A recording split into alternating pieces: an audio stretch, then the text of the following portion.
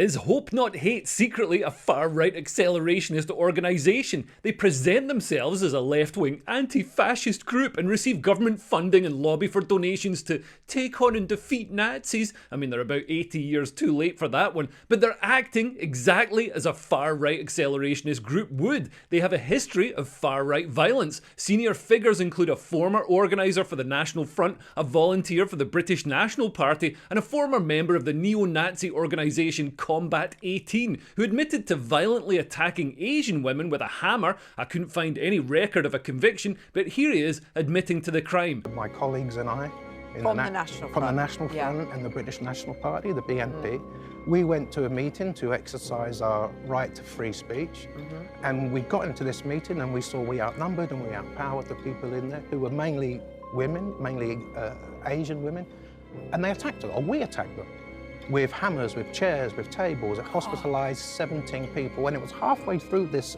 assault, this attack, I looked around the room and I thought all the reasons I joined the National Front, about looking after me and my welfare and, you know, my future in society. I looked at the people I was with who were stamping on the heads of these people, and I realised these people on the floor are the ones who care about me.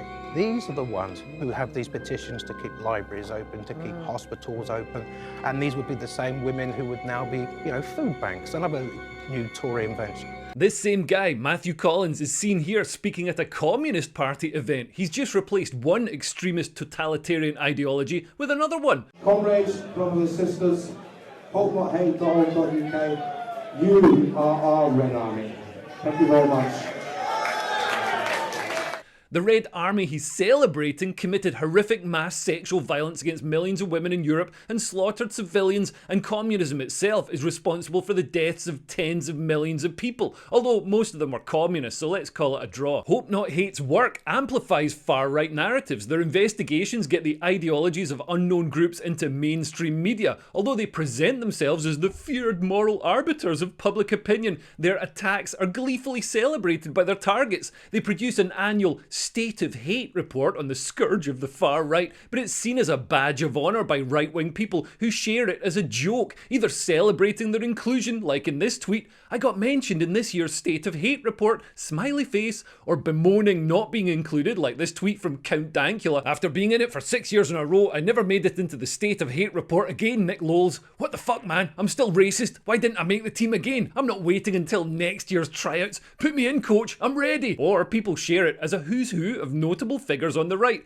Look at this from Calvin Robinson. "So chuffed to have made it into this year's Hope Not Hate report. Such a helpful guide of people to follow. It's a who's who of culture warriors fighting for our nation and for common sense. Thank you, Lamming and Co, for collating a list of British patriots. God bless you." Now, I'm sure that creating a handy directory of right-wing voices wasn't the stated intention of Hope Not Hate, but it's what they've actually done, and the purpose of a system is what it does. Hope Not Hate also suppress moderate voices. The biggest threat to the far right is actually the moderate right, such as when Nigel Farage's UKIP, or a moderate right-wing organisation, drew support away from the British National Party. Hope Not Hate attack moderate individuals and shut down valid events that would draw people away from the far right. They rehabilitate the far right by association as well, by aggressively targeting figures who hold centrist views, such as Tory politicians. Hope Not Hate soften the reputation of the actual far right by associating them with these mainstream figures, and their selective targeting provokes a reaction. Hope Not Hate only target the right. When's the last time you saw them target an Islamist preacher or a far left group? I mean, they'd be targeting themselves.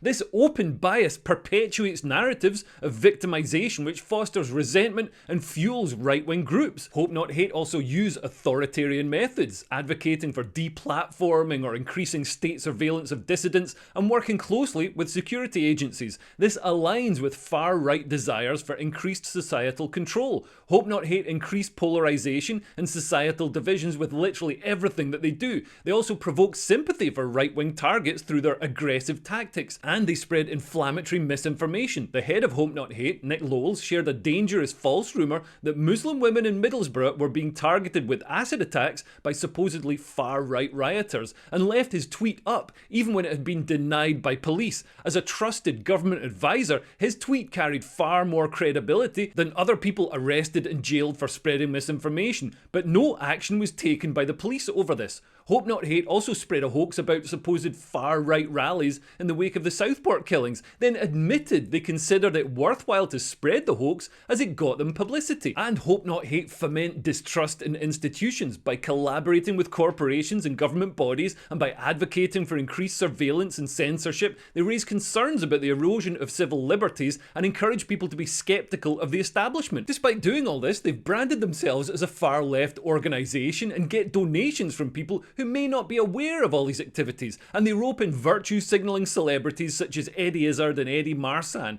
They're also embedded with the Labour government. Senior Labour politician Anna Turley is Lord Commissioner of the Treasury and is both a director and a member of Hope Not Hate's Board of Trustees. Labour MP Sarah Owen is Vice Chairman of Hope Not Hate's parliamentary group, which is reportedly made up only of Labour MPs. Diversity and representation. Another Hope Not Hate director is prominent Labour MP Antonia Bance, and the chair of its trustee board is Labour MP Gurinder Singh Jozan. So Hope Not Hate have certainly succeeded in getting close to power. Maybe being part of government helps them to avoid justice for sharing inflammatory misinformation or for attacking women. But are Hope Not Hate who they say they are? In my opinion, they've done more to propagate right-wing ideology than any other organisation in Britain. And no, I'm not just upset at being left out of their adorable State of Hate report. I'll up my donation to get featured next year. Anyway, thanks for listening. If you're interested in why the British far left are aligning themselves with radical Islam and what happened when socialists joined forces with Islamists in Iran, watch this video right here. Thanks for listening. I've been Leo Kears. Bye. Bye bye.